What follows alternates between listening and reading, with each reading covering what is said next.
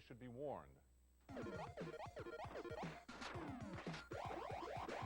There is mounting concern around the world that the flashing lights and flickering images of video games may, in rare cases, trigger epileptic seizures.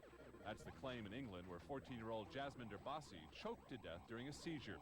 His aunt said it happened immediately after the boy had played a video game, and she's convinced the game brought on the seizure. We sat and thought, why? Why? And then we thought, well, it's got to be that. That's the only thing he did.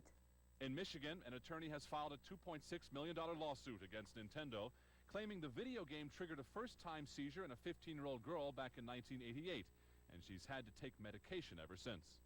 It's my belief that if she had not been playing that game, that she could have gone the rest of her life without ever having a seizure, without ever being medicated, you know, led a completely normal life.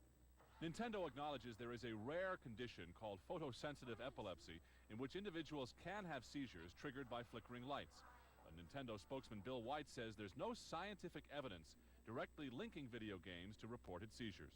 No, we really don't believe there is any reason to believe it was specifically video games. We feel that, unfortunately, amongst this very small group of people who suffer from epilepsy and further have a photosensitive condition, there could be many reasons or causes for a seizure.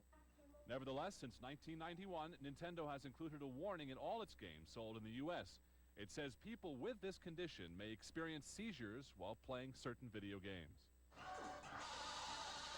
And one specialist, Dr. Edward Hart, says there is a study in Japan which links video games to seizures in children with a history of epileptic fits. They, in fact, did show that at least in some of them it was the flashing patterns and the bright lights contrasting rapidly that seemed to trigger their seizures in those individuals.